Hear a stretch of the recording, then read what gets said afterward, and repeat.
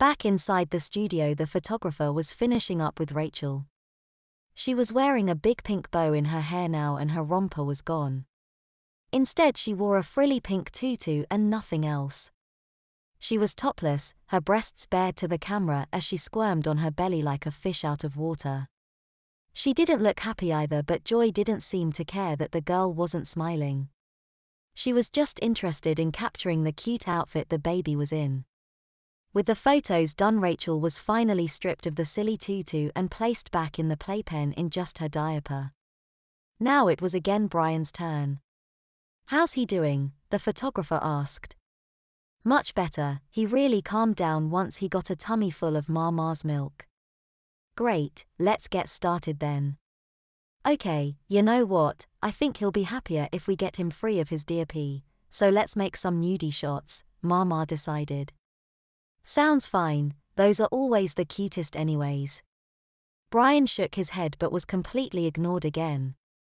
With a couple of rips, his diaper was floating to the ground and he was being deposited on the carpet again, now totally naked. The shaggy material tickled his pee-pee nicely, but that wasn't going to make him forget how embarrassing this was. "Oh, look at his widdle tushy, these are going to be just lovely," Sarah told the photographer. Brian knew when he'd lost the battle. They weren't going anywhere till Mama had her photos. So when she squeaked the stupid toy again, Brian looked up and forced a grin. The camera snapped over and he did his best to hide his weenie. All they'd get was his butt and he could live with that. The cameraman stopped and Brian hoped this was it, but instead he said to Mama, "Would you like some footsies shots like Amanda's girl?" "Oh yes, those are so adorable." "Okay, let's get him on his back and playing with his tootsies." Mama rolled the boy onto his back and then began to pedal his feet, just as Amanda had done to Meggie. But Brian just stared back at her, not amused. "Come on sweetums, look it wiggle, look it those toesies," she crooned. Brian would have crossed his arms if he could have. Instead he remained still, not giving in. "Come on Bree, this little piggy went to market, this little piggy stayed home," she sang, playing piggy toes with him. But again this had no effect on him. "Guess he doesn't like his toes much," the photographer shrugged. "Guess not," Mama sighed, releasing his feet. Brian was feeling pretty proud of himself. He'd ruined their photo shoot after all. Not bad for a baby unable to even sit up properly. His moment of pride was short-lived though. It ended as golden liquid arced through the air, splashing Mama and soaking the carpet. He hadn't felt it coming on at all. Suddenly he was tinkling all over the place. Even once it started, he couldn't do a thing about it. His bladder had no control whatsoever. All he could do was watch the pee-pee spurting from his naked weenie. "Oh dear," Mama exclaimed. "I'm so sorry," she told the photographer. "No problem at all, happens a lot in this line of business. I'll get it cleaned up when he's done, don't worry yourself. You just get him cleaned up and diapered again." Mama nodded as his pee-pee stream slowed to spurts and then finally stopped. Brian moaned in shame as Mama slipped his diaper under his butt and grabbed some wipes to clean his weenie yet again. And the only thing he could think was, at least it wasn't poopy. Back inside the studio, the photographer was finishing up with Rachel. She was wearing a big pink bow in her hair now and her romper was gone. Instead she wore a frilly pink tutu and nothing else. She was topless, her breasts bared to the camera as she squirmed on her belly like a fish out of water. She didn't look happy either, but Joy didn't seem to care that the girl wasn't smiling. She was just interested in capturing the cute outfit the baby was in. With the photos done, Rachel was finally stripped of the silly tutu and placed back in the playpen in just her diaper. Now it was again Brian's turn. "How's he doing?" the photographer asked. "Much better, he really calmed down once he got a tummy full of Mama's milk." "Great, let's get started then." "Okay, you know what, I think he'll be happier if we get him free of his DP, so let's make some nudie shots," Mama decided. "Sounds fine, those are always the cutest anyways." Brian shook his head but was completely ignored again. With a couple of rips, his diaper was floating to the ground and he was being deposited on the carpet again, now totally naked. The shaggy material tickled his pee-pee nicely, but that wasn't going to make him forget how embarrassing this was. "Oh, look at his widdle tushy, these are going to be just lovely," Sarah told the photographer. Brian knew when he'd lost the battle. They weren't going anywhere till Mama had her photos. So when she squeaked the stupid toy again, Brian looked up and forced a grin. The camera snapped over and he did his best to hide his weenie. All they'd get was his butt and he could live with that. The cameraman stopped and Brian hoped this was it, but instead he said to Mama, "Would you like some footsies shots like Amanda's girl?" "Oh yes, those are so adorable." "Okay, let's get him on his back and playing with his tootsies." Mama rolled the boy onto his back and then began to pedal his feet, just as Amanda had done to Meggie. But Brian just stared back at her, not amused. "Come on sweetums, look it wiggle, look it those toesies," she crooned. Brian would have crossed his arms if he could have. Instead he remained still, not giving in. "Come on Bree, this little piggy went to market, this little piggy stayed home," she sang, playing piggy toes with him. But again this had no effect on him. "Guess he doesn't like his toes much," the photographer shrugged. "Guess not," Mama sighed, releasing his feet. Brain drain. Back home at last, Brian and Rachel were relieved to be out of public view, back in their snug rompers and left to play in Amanda's living room. Baby gates blocked the exits to the room, and nothing small enough to swallow and choke on had been left on the floor. The whole place was now baby-proofed for big infants. All they had to play with were teething rings and rattles. That was enough for the real babies, but Rachel and Brian were quickly bored. Joy noticed the depressed look on Rachel's face as she checked on the babies from the kitchen, where the proper adults were enjoying a cup of coffee together. She slid the baby gate aside and entered the room, crouching by her daughter. "Oh baby, why the long face? You seem so listless today. Are you gassy? Are you coming down with something?" she asked, feeling Rachel's cheek and kissing her forehead. Not warm. "Maybe you just need a little love from Mama," she said, rolling Rachel on her back and unsnapping her romper to expose her tummy. Rachel squirmed, uninterested in being played with, her intelligent eyes burning with indignation. But Mama just placed her lips on the exposed tum-tum and blew a big raspberry on it. Rachel kicked her legs and chortled in glee. It just tickled so much. And then Mama did it again. Soon she was rolling on the floor laughing and smiling. "That's better, baby just needed some loving," Joy declared. "I know, let's get you in your bouncer." Rachel was still recovering from her giggles as Mama slipped her romper back off, leaving her in just the thick diaper with its heart prints. Mama scooped her up and carried her over to the door jamb, pushing the baby gate aside and threading her legs through what looked like a big green diaper suspended from the ceiling by elastic straps.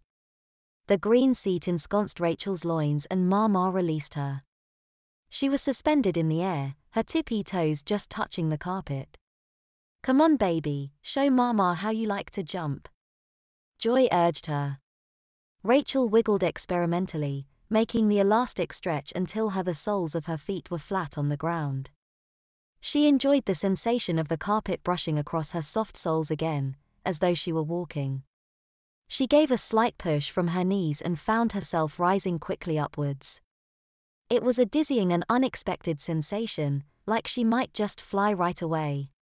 Rachel gaped slack-jawed with surprise. "That a girl," Mama praised. She descended with sudden rapidity and her feet connected with the soft carpet, knees bending as her weak legs refused to support her. But the elastic stopped her descent and she pushed off again, back into the air. It was lovely. "What silly, pure fun." Rachel giggled as she bounced up and down in the oversized baby jumper. She didn't even mind that her bared boobies were jiggling about with each landing, giving Brian a good show. She was once again lost in her own little world. And so their afternoon went. Brian drifted off to a midday nap in the giant automatic baby swing, glimmering toys dangling from the canopy above him. Both he and Rachel made poo-piss in their diapers again. It had become so easy to do so, their poop becoming looser, flowing out of their bums with little warning and requiring little effort. They were even becoming accustomed to being changed in front of each other and the other babies. The changing sessions, with their mommies pecking them with kisses, giving them lovely toys and rubbing down their privates with smooth cream and sweet-smelling powder, were actually enjoyable. They almost made the foul-smelling diapers and icky bottoms worth it. By the evening though they were both bored again. Sue was having her turn in the jumper, Danny in the swing, leaving Brian and Rachel to the toys. Meggie was creeping nearby, trying to reach Mama's bag, left by the couch. The diaper-clad woman reached her goal and after a couple attempts succeeded in knocking the bag over with her clumsy hands. So it was that the cursed book made one more appearance. Meggie of course hadn't a clue what it was. She didn't recognize the object before her had completely stolen her life, reduced her to a mindless pooping machine for her mama to care for. She didn't even know it was a book, or for that matter, what a book was. So all she did was chew at the plastic corners. Brian and Rachel, though, knew exactly what Meggie had. Brian had no more interest in the book, though. He was convinced now that it could bring nothing but bad luck and he had no intention of ever attempting to use it again. With any luck they'd start to slowly progress, grow back up. Rachel, however, looked at the book with desperation in her eyes. She hadn't been there the last time it changed their lives, only Brian had seen how hopeless it was. Rachel still thought that wretched tome might hold the key to her salvation. Rachel began to creep towards Meggie, a look of wild, almost insane hope in her eye. Brian couldn't believe what she was doing. It was beyond all reason to think that thing could actually help them. As much as he wanted to just ignore it, he couldn't allow Rachel to get her hands on it and then make things even worse. So he too began to creep across the room on his bare tummy, his romper long ago stripped off for ease of diaper changes. The painfully slow race of the two frog-legged scooting young adults proceeded before the bemused eyes of their mentally reduced cohorts. Their diapered bums lifted and dropped and their arms batted at the floor, propelling them along. In the end they reached Meggie at the same time. Rachel seized the book away from the girl, making her pout and whine. Holding it triumphantly up, Rachel tried to reason a way to use it now that she couldn't even speak. How could she exhort it to fix her without a voice to do so? As she pondered this, Brian grasped the other side of the book, shaking his head vigorously at her. Dadu. Rachel babbled angrily, scrunching up her face and pulling at the book with her weak arms. Eeha! Brian screeched back, pulling his own direction. How stupid could she be, he thought to himself. The book sprung open as they pulled at the front and back covers. The plastic stretched, threatening to rip the book in half any second. The book was starting to give way, and a little tear appeared at the top. As soon as it appeared, a green light began to emanate from it, pouring out like radiation in a cartoon. Both Rachel and Brian froze, wondering how much younger they could possibly get. The world didn't shift though, it didn't even freeze. Instead the greenish light energy seemed to grow outward, towards Brian. With a gasp he pulled his head back, but he was too weak and clumsy to actually make a getaway. The green energy shot into his temple. Rachel watched, petrified, as her last real friend opened his mouth with shock, his eyes wide with terror. The green energy connecting his temple to the book pulsed, growing lighter and darker as though breathing. Brian's terrified eyes glazed over, the fear draining from his face. His jaw loosened, mouth hanging wide open, lips slack. His eyelids drooped slightly as his faraway eyes dulled. His whole face seemed to change before her eyes, his muscles losing their tension. The beam receded, pulling back from Brian's temple. A thick string of drool was hanging from his chin as his gaping mouth formed into a smile.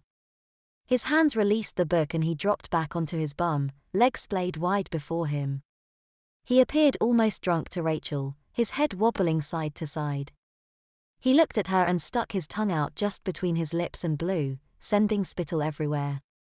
He chortled as his spit bubbles popped, then seized his right foot in his hands, pulled it to his face and blinked spellbound at his long wiggling toes before jamming them in his mouth. Rachel felt awful guilt as she looked into his eyes and saw they had become like Megis, empty of even a flicker of intelligence. She knew it was all her fault. She never should have been so foolish as to fight with him over the book. Now she'd destroyed his mind and she was all alone. There was no one left to commiserate with, to scheme an escape with. Now Brian was nothing more than little Bree, a dumb little toe muncher no brighter than Meggie. He'd be happy to play with baby toys and poop his diaper for however long they remained this way. Only she would be miserable. In a moment of weakness, of utter despair, Rachel decided she couldn't go on this way alone. She rolled to her back and managed to sit up, though it took considerable effort. She grasped the book in her hands and pulled with all her might, trying to rip it in two. Bree gazed at her with curious incomprehension. The book reacted just as she knew it would. It had worked as planned, though it would likely be the last plan she'd be able to reason and carry out for a long time. The green light shot out of the tear. Rachel paused as the energy sat before her, seemingly analyzing her. Then it blasted into her temple. It wasn't a painful sensation as she'd imagined it would be. It felt like warm marshmallow pumping into her head through her temple. Warm and gooey it trickled through her head, invading every crevice, making her thoughts sticky, slowing them down.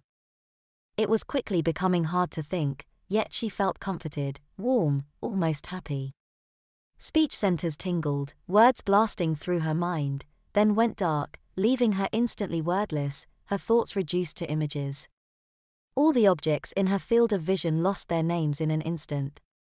Without words she couldn't describe what they did, all her memories were in words. Suddenly she couldn't understand what anything was.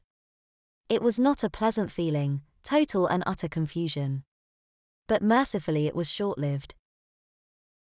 The confusion dulled as her memories scrambled and disappeared. All her recollections of college, of high school, elementary school, growing up, riding a bike, swimming, driving a car, were wiped away in an instant. She still knew she was a grown-up and that she knew all the people in this room, but she had no idea what being a grown-up meant or how she knew them. A sensation of indescribable pleasure washed away the rest of her confusion as her brain simplified, her higher thought processes shutting down and taking away all her inhibitions, her fears, her worries. Rachel no longer minded being naked, but for her diaper, she wouldn't have minded being completely naked. She no longer had the ability to feel embarrassed, or to worry about the future. Brain cells were slaughtered by the million, but Rachel didn't miss her reasoning abilities as they left her. Because as soon as they were gone, she didn't know she'd ever possessed such amazing thinking abilities. In the final seconds, as Rachel's final IQ points disappeared, she lost her sense of past and future and even her sense of identity. She wouldn't even recognize herself in the mirror anymore. She could not plan, could not think ahead. If an object left her field of vision, it ceased to exist for her. Finally, the gooey warm marshmallow tickling her brain slipped back out of her temple, the green light disappearing into the book, leaving her mind empty, a clean slate. Rachel gazed at the person facing her and wondered who he was. Warm liquid tracked down her front side. She ignored it. The person, Rachel was no longer aware of distinctions like he and she, was sucking its toes. Rachel copied it, pulling her foot to her mouth and suckling the toesies. She didn't really comprehend the wiggly things were a part of her, but it felt nice to suckle. It made her feel something in her tummy, like she was eating. It gave her a sense of comfort. She felt her slobber dribble down the sole of her foot and it tickled. She liked that. Warm stuff poured out of her, she felt relieved, relaxed down below. It made her warm all around the puffy thing she wore. She forgot all about the toes, only focused on what she was thinking about right now. The warm feelings in the diaper made her happy. She was a very happy baby. ***. Joy entered the playroom that evening to check on the babies and immediately shook her head. "Geese, I can't leave you two alone for 2 seconds, can I?" she declared. Brian had gotten out of his diaper again and was splayed naked across the floor with his poopy bum presented to her. Hearing her voice, he craned his neck around and gaped, smiling up at her. Rachel was sat in a blue bumbo right before him, and at least she was still in her diaper. She looked up at her mama with wide baby eyes, chewing away at the corner of her baby book, slobbering all over the poor thing's cover. Joy clucked her tongue and told her, "Honey, I hope you like to read books someday as much as you like to eat them now." Rachel yanked the book out of her mouth, a string of drool still connecting it to her lips, which she pursed to blow bubbles at Mama. Joy gently removed the wet book from the baby's hands so it could be cleaned up. Rachel let it go, already forgetting about it as she babbled, "Da-doo-ba, ah-hee-hoo," in cheerful tones. "Yes, sweetie, I'm sure," Rachel replied, pretending to understand the baby's senseless blather. Brian continued to grin up at her with that endearing toothless smile of his, and Joy decided the poopy-bummed jaybird could wallow happily in his filth for another minute while she disposed of the well-chewed book. Joy carried it out to the kitchen by 2 fingers, trying not to touch the slobber coating much of it. Then she tossed it in the trash bin. Who gave Bree such a silly toy, she wondered aloud, heading back to fit the boy with a clean diaper. What she couldn't see as the trash bin lid closed was the book take on a strange glow one last time before disappearing into thin air. This world had been sufficiently warped, now it was time to change a new world, a new dimension. It would take time to build up power, of course, but then it was more than just a book, and it had all the time in the universe. And so a newly reformed black leather copy of a literary classic appeared once again in the dusty stacks of a prestigious library. And there it would stay, not until someone came looking for it, but until it decided to go looking for them.